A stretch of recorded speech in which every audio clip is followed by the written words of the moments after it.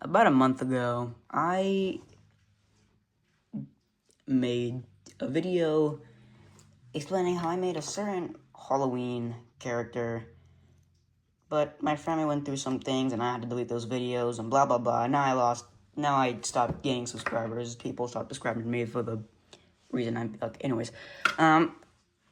Recently, I've been working on some projects, I guess, and one of them was getting back into the dinosaur era. You know, it's like your FNAF era where you join it, but then you don't really leave. Like, you come back after a while.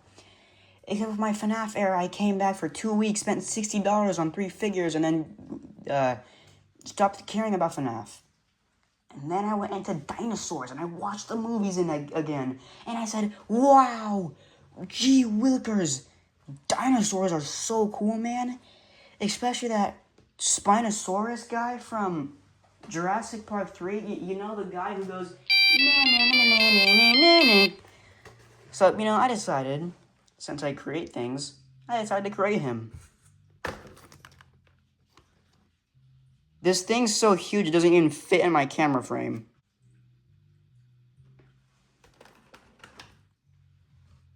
No, that doesn't work. Let's see. Yeah, I guess. Okay. So, what you're looking at right here is my custom, I guess, Hammond Collection Spinosaurus figure.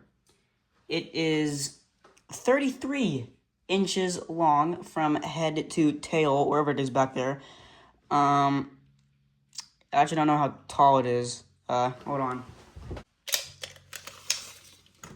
Alright, I know you can't see it right now. Okay, will you... Excuse me, sir. It's like 17 and a half inches tall to that, and to the tip of the nose, I guess it's 11 inches tall.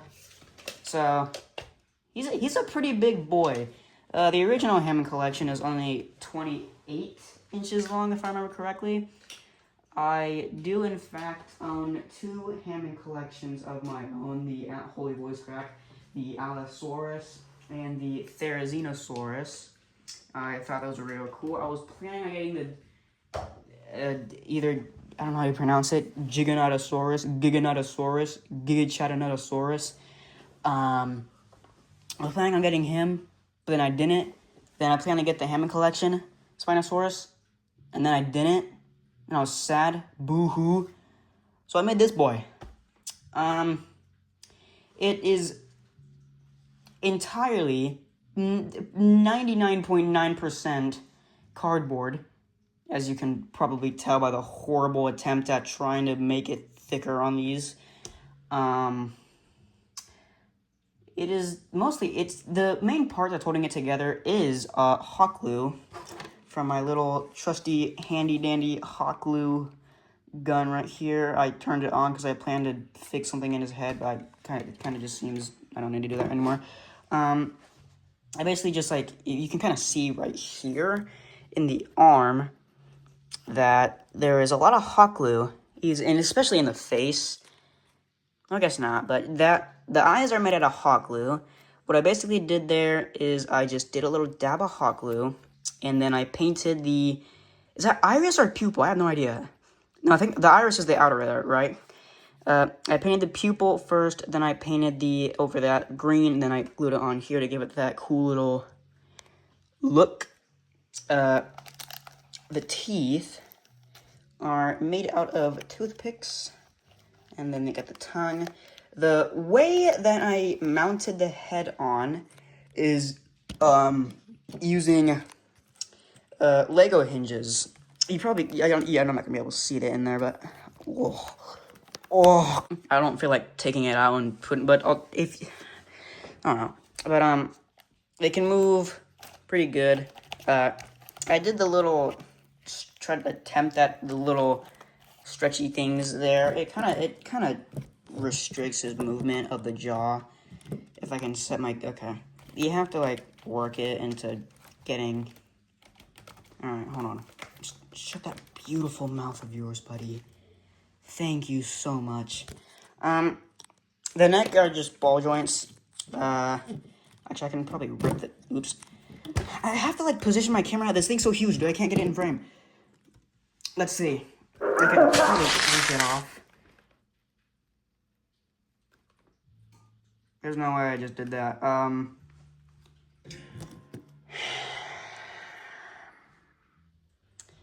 I just ripped the ball joint out of the actual neck. Alright, hold on. Hold on. There. Fix you, little jerk.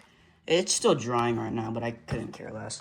You can see that that's a Lego ball joint. That's basically what I use to make it swivel, since I tried to use actual tactics from the Hammond Collection. You can kind of see the horrible architecture I tried using with toothpicks in there when I was making the neck. I don't know why I did that. That's kind of how the neck is. It's really bad. That's kind of just what makes it swivel.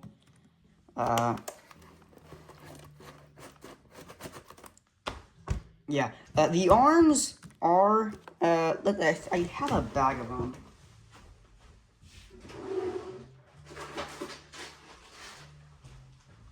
Timber.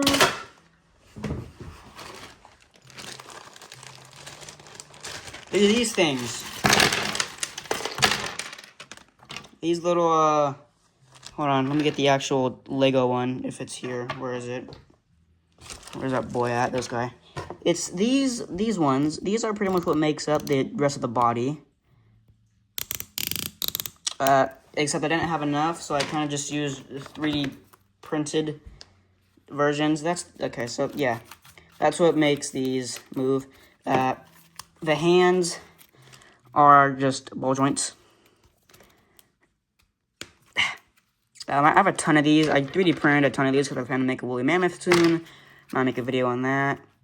The nails are just, you can still kind of see the gloss. They didn't really fully dry, but that's alright, still glossy. Yeah, I basically just kind of like bent toothpicks, and then I put hot glue around them. If this video gets a lot of views, which it probably won't, probably only get like 2, I'll go into a full in-depth thing I was originally planning to do with my Mr. Dark, but then I never got to because we had a family crisis with something. I don't want to explain it. It's kind of like a family crisis. That's kind of what the thing is for the legs as well. I don't really want to take them out because it ruined his balance. Screw it, I'll do it anyways. Move, please. You can see here, it's just a ball joint, and that's how it is for the rest of the leg. And for the foot, it is a slightly slanted form that like most action figures have. So, and the toes aren't toothpicked. It's just cardboard wrapped around. And then I did a Mattel finish on a matte finish on that. That way, oh, and the dual claws. Can't forget the dual claws. I'm not Mattel. I did that way, like when I move his feet around, he won't move. The tail is where it somewhat gets complicated. I just had to re-glue it in because, of course, now when I actually want to show it off, all the parts will start to break. The tail, I tried to employ a bendy wire in it, but because the tail had to be excessively heavy to weigh his big fat body down, I had to stuff it with rocks and filling to fill it out. So now, literally, like, the whole main thing of the tail isn't posable. It's only the tip. So, yeah. It is still posable now. Is this what real dinosaur skin feels like? That squishy feeling? Huh? Is that what it feels like? Huh? You like this red tip touching the camera? Huh? Huh? Head is, I go more depth into this. That is a really interesting, The tongue, I basically kind of just like smeared with hot glue. Oh, I use a lot of hot glue to kind of shape out it. Yeah.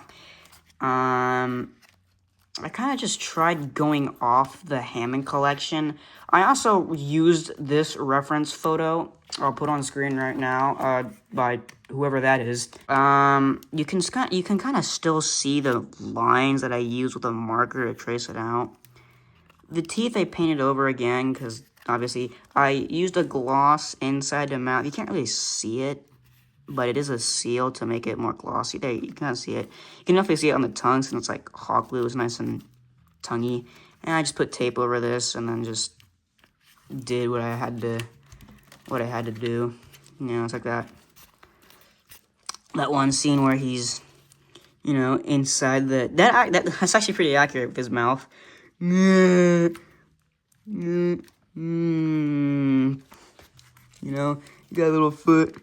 Yeah.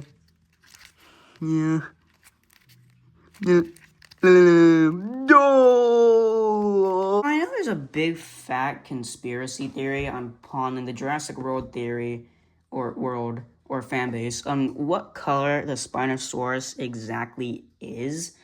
I was looking at the reference photo and like for the movie, and yeah, at some points it looks brown, but in most photos it looks gray. And I was mainly going off the animatronic pictures that I can find. I know it's a lot of them was way too highly detailed to figure out what specific color it was, but in my opinion, it kind of just looks like a gray, in my opinion. Sorry, Gary Reelman, no hate to you. And the fins, I feel like I could have done a bit. Is this a sail? I don't know what that's called. Is that a sail? I feel like I could have done more effort on that, although it definitely is better than Hammond Collection. They just didn't paint it at all. Lazy bums. Originally for the tail, I was planning on doing this. I was planning on doing sections, but the more I added it, the more I realized it was never going to work because it kept getting smaller and smaller. And by the point I was like right here, it was already like this small. Pretty average. And there was just no way, so I just decided to just do a bendy wire and say, you know what, screw it, let's see how this looks. And it turned out pretty well. Sorry, Bottle, I didn't mean to trap you there. Overall, though, it's a pretty big figure. I plan to make a woolly mammoth soon. Alright, I'll go back into hibernation now. Bye-bye.